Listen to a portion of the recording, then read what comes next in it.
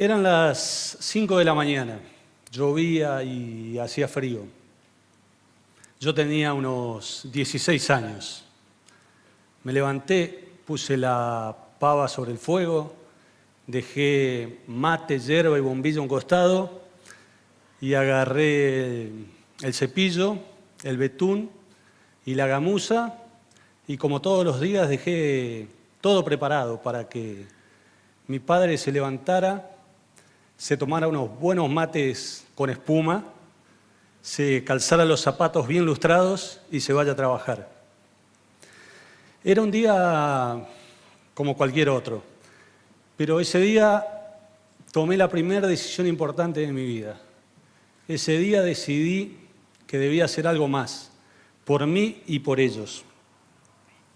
No tenía bien en claro qué iba a hacer. Y realmente si alguien me lo hubiese preguntado, hubiese dicho que como deporte prefería el vóley, un visionario bárbaro. Hoy a los 50 años todavía me sorprendo a veces cuando cruzo gente por la calle que me mira como si esta no serían mis manos, como si esta no sería mi piel, como si la persona que les está hablando no sería yo. Y es el mito del éxito. Es el mito del éxito que te hace ver como algo raro, como algo extraño, como que no sos humano. Y justamente de eso me gustaría hablar con ustedes, compartir algo, contarles que hay 3 cosas que me han acompañado durante toda mi carrera. Son 3 cosas simples, pero que para mí han sido fundamentales. Tener un objetivo claro, la humildad y la disciplina. Objetivo claro, humildad y disciplina. Ese día de lluvia, yo focalicé mi objetivo. Y como les decía, no tenía bien claro qué iba a hacer, pero estaba decidido a intentar lo posible y lo imposible para forjarme un futuro diferente.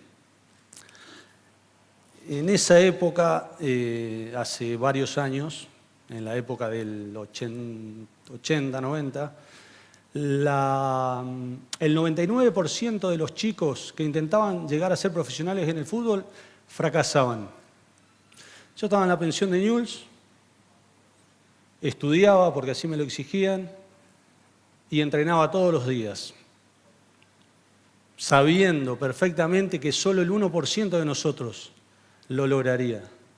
Y en la pensión éramos 8, así que no me daban las cuentas. No me daban las cuentas. 1 año y medio tardó mi primer contrato en llegar. 1 año y medio lleno de dudas.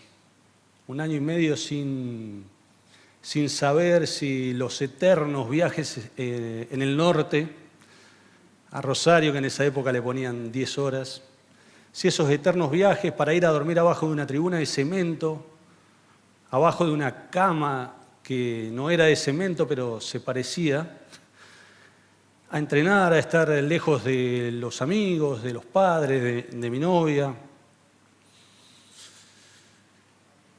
sin saber si todo ese sacrificio me llevaría a un logro concreto. 1 año y medio.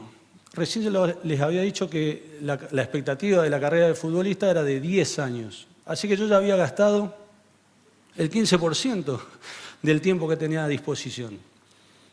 Había que seguir. Entonces en Rosario conocí a uno de mis más grandes mentores, Marcelo Bielsa. No sé si les pasa, pero uno suele escuchar a las personas que admira, que respeta de alguna manera. Y yo había aprendido en mi juventud que debía escuchar. Uno de los momentos más esperados por mí cuando era un niño, cuando era un joven, era la sobremesa de los domingos. Ahí podía escuchar las historias de mis abuelos, de mis padres, de mis tíos, de los amigos de ellos, y siempre podía rescatar algo. Por supuesto que había infinidad de historias y muchas terminaban con un final feliz y otras no tanto. Y ahí aprendí a escuchar desde la humildad, porque ahí me di cuenta que yo no sabía todo lo que yo creía que sabía. Me di cuenta que escuchando desde la humildad, uno puede rescatar siempre, más allá de la persona que tenga enfrente, de su condición social o de su aspecto, siempre se puede rescatar algo. Y siempre mantuve esa humildad, ese aprendizaje. Inclusive muchos años más adelante, cuando mi carrera ya estaba afirmada, si así se puede decir, me tocó un técnico que me sugirió que me cortara el pelo para poder jugar en su equipo. Por supuesto que me parecía una broma, porque yo ya hacía 6, 7 años que jugaba en Italia. Para mí tener el pelo largo era como caminar, era, no sé, como vestirme, era una marca registrada. Y me sorprendió.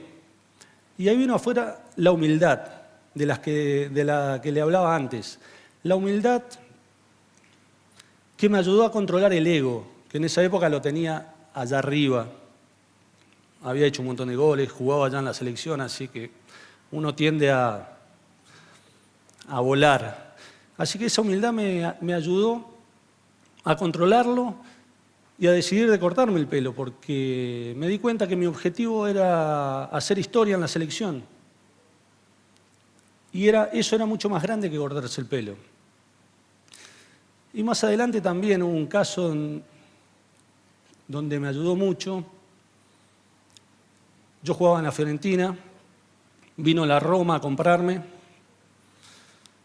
En la Fiorentina yo era poco menos que un rey. Podía hacer cualquier cosa.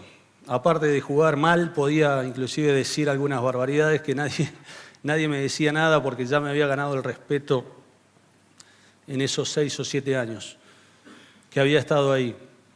Entonces la Roma, lógicamente, dicen, este está cómodo ahí, lo tenemos que entusiasmar, lo tenemos que incentivar.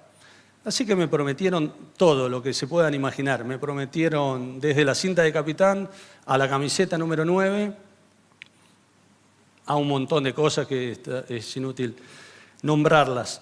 Pero me prometieron sobre todo pelear por el campeonato, que era una cosa que yo estaba buscando.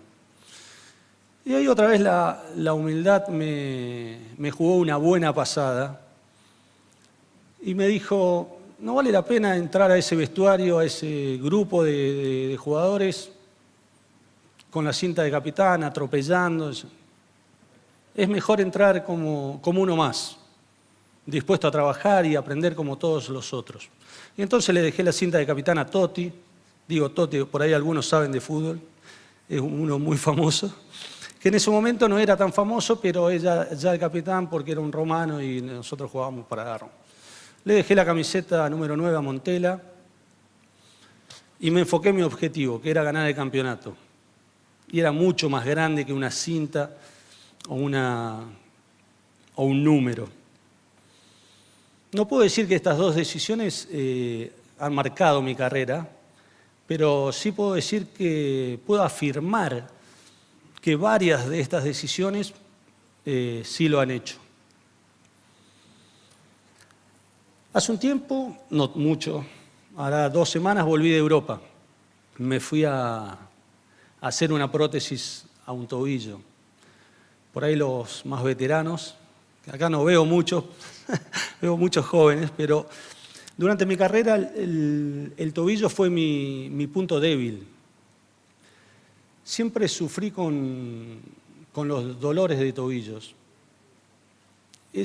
Era un dolor, me estaba olvidando, los más viejos por ahí saben que me dolía a veces el tobillo. Lo que seguramente no saben es que todos los días de mi carrera me dolió el tobillo. Ese dolor ese dolor que es con mayúsculas, ese dolor que cuando vas a apoyar el pie, cuando te levantás, estás esperando a ver cuándo te va a doler, si te va a doler mucho o si te va a doler poco, si te va a dejar ir al baño, ese tipo de dolor.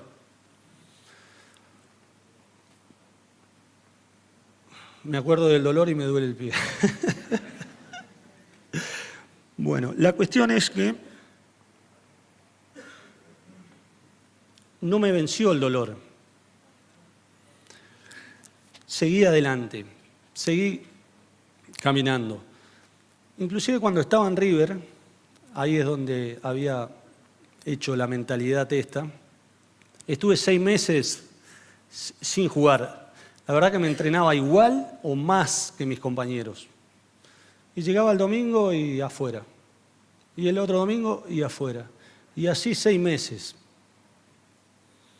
6 meses donde por supuesto se me pasó por la cabeza varias veces volver a Rosario, que era el club donde yo había surgido, donde había salido. Era un club que conocía, un equipo de compañeros, una ciudad que me quería, me sentía protegido.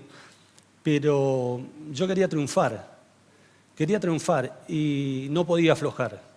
Si quería triunfar, debía exigirme más, debía sacar fuerzas desde donde no las tenía y debía continuar a desafiarme y hacerlo y hacerlo y hacerlo. Y fue así, con esa mentalidad, que no me venció ni el dolor ni esa sensación de fracaso. Mucho más adelante tampoco me ganaron las distracciones que vienen con el éxito y con el dinero y con la fama.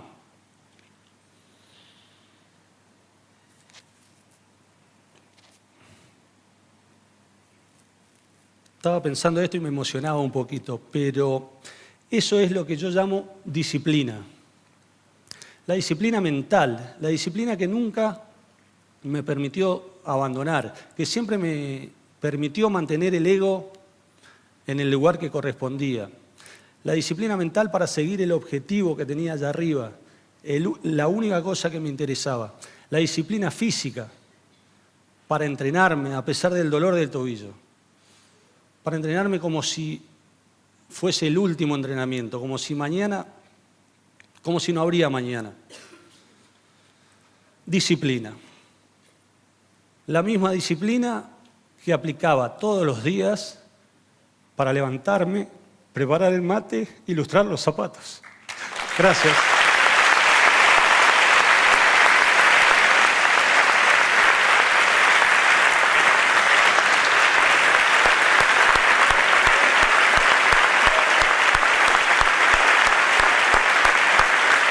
Gracias.